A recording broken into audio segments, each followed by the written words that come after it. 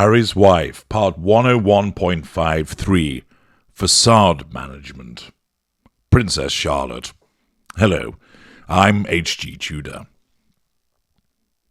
Mid-range narcissists operate facades. This is what they show to the outside world, to the third parties.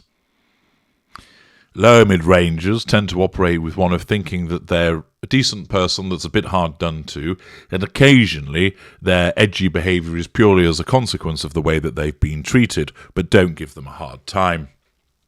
Middle mid-range type A narcissists, the overwhelming angels, perceive themselves as do-gooders, kind, empathic, and that they operate this facade of nicety to the outside world as a whole. Of course, there are occasional individuals, the intimate partner, primary source, maybe the odd friend, family member, who knows that this is just fake sweet, that this sugary facade that is demonstrated belies some rather nasty behaviours. But the facade that's operated there is, I'm a kind and decent person, would you like some help? Perhaps seen with a helicoptering parent, for instance. Middle range type B, the crybabies, act in a similar way to the middle range A because they're both mid-range. For the slight differences, theirs is, I'm really kind and decent to people and I don't understand why people are nasty to me. I don't understand why they give me a hard time. Boo-hoo-hoo, boo-hoo-hoo, boo-hoo. Upper mid-rangers are, I'm decent, but I'm also fucking great as well. And I am really good at what I do, so if you've got a problem with that, too bad. But, you know, when you're as good as me, I've got to shoot, so see ya. They act in an often cocky way, but people recognise the cockiness as having some substance behind it. So, an example would be, yeah, you know, he's a really cocky and arrogant so-and-so about what a good surgeon he is, but actually, he is the best surgeon in this hospital. He exemplifies, I am a good person and I do good things, and it's great to be me. So mid-rangers all operate facades, but of a differing type. And facade management is a residual benefit. Accordingly, the narcissism will guide the narcissist to take certain steps and engage in certain behaviours to ensure that that facade is kept intact as much as possible. One of the ways that Harry's wife does this, of course, is ensuring that every false act of compassion and empathy is brought to the world's attention.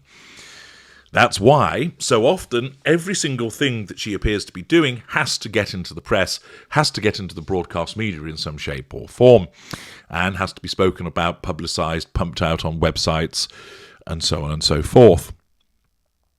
Also, of course, where there are threats to this facade, that causes a dual problem. A threat to the facade is naturally a problem to the facade in itself, because the facade has to be maintained, but it's also a threat to control. One of the problems that Harry's wife has had is, as I explained in parts passing, her narcissism has been working round the clock the last couple of weeks as a consequence of her being effectively trapped in the United Kingdom and dealing with a situation where everything is about somebody else. A nightmare scenario for the type of narcissist that she is. This means that her facade has come under particular strain, and we've seen the cracks in it repeatedly. However, because she does keep an eye on the press and the social media, despite claiming that she does not, and because she's been under such pressure, the rattling that she's experienced is demonstrated post these events as no sooner is the funeral over, we're starting to get a flood of articles trying to pick off the behaviours by suggesting this was wrong, this was wrong. So we instantly had something in the cut which was talking about silly England and silly Englanders in their reactions for criticising her about holding hands and so on and so forth. It's essentially, Harry's wife has a checklist of all the things that she's been criticised for over the last couple of weeks.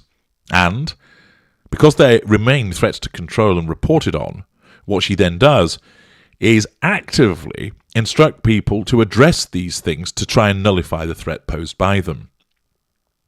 One of those criticisms, of course, revolves around her relationship with Princess Charlotte, following the bullying allegations that took place around the time of Harry's wife's own wedding to old Ginger Bollocks.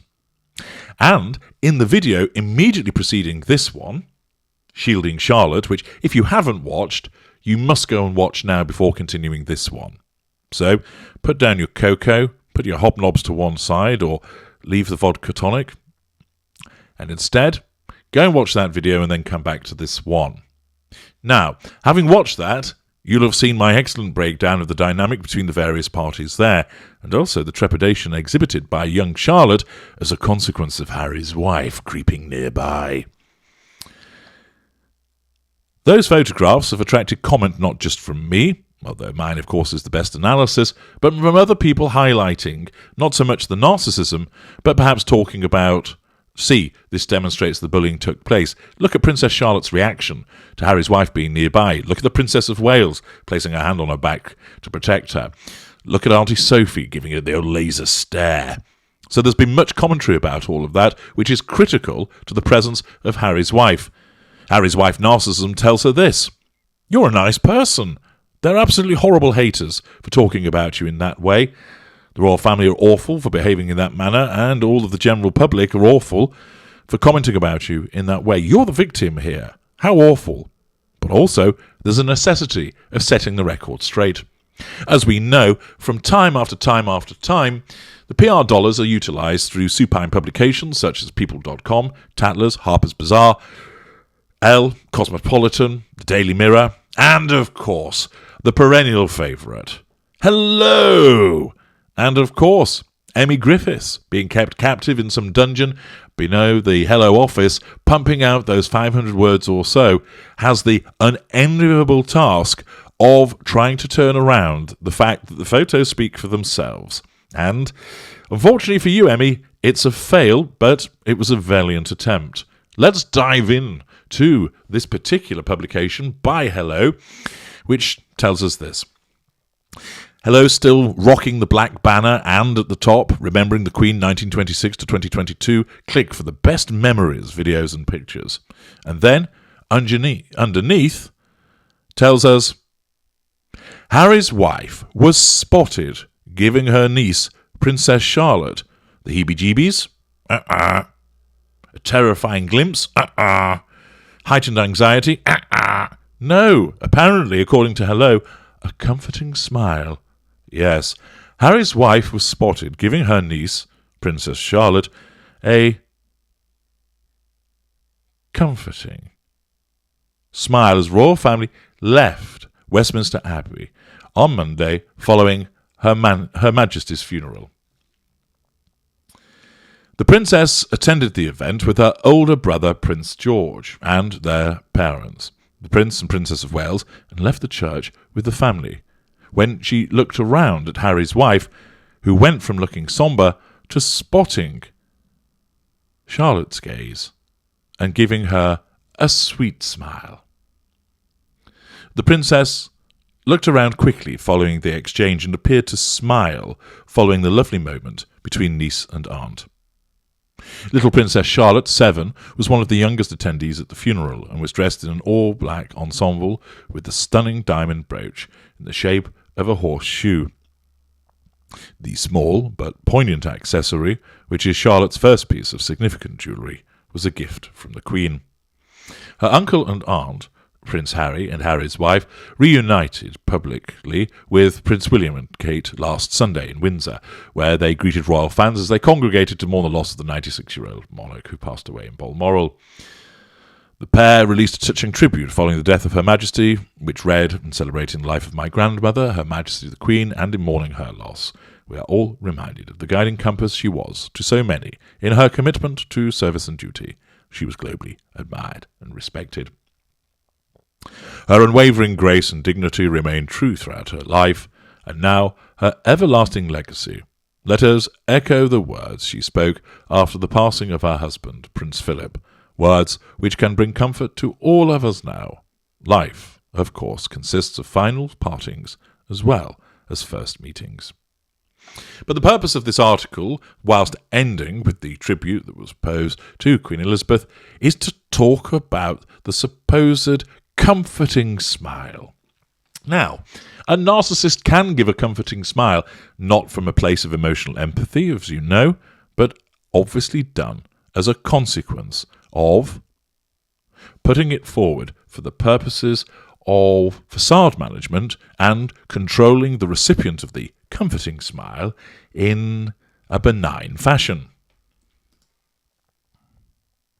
Now, if you actually have seen the video clip, all that happens is Princess Charlotte turns around and looks, and then Harry's wife looks down, and her mouth kind of moves, but I'd hardly place it within the category of comforting smile. Indeed, it looks more like she's fighting back passing wind. And as you can see from the stills from the video footage, it's hardly a comforting smile. Charlotte looks around, Harry's wife looks down, makes to do something with her mouth. I wouldn't class it as a comforting smile, and indeed, Charlotte then looks away. But the point is that in order to try and salvage the position posed by the threats to control as a consequence of the criticism of her being near Charlotte and the allegations that she bullied her, it's necessary for Hello, being rolled out as one of those PR puff pieces, to undertake the unenviable task of trying to basically say, oh, look, here's a lovely touching moment. 1, it's not. 2, it's not a comforting smile. And 3, even if it were, it's not going to be sufficient of itself to undo the other photographs which show quite clearly the way that Harry's wife is regarded, as I've explained in the earlier video. But this is demonstrative of Harry's wife's near incessant need for control and how recent events have really threatened it, and now she needs to try and do something about it. I'm H.G. Tudor. Thank you for listening.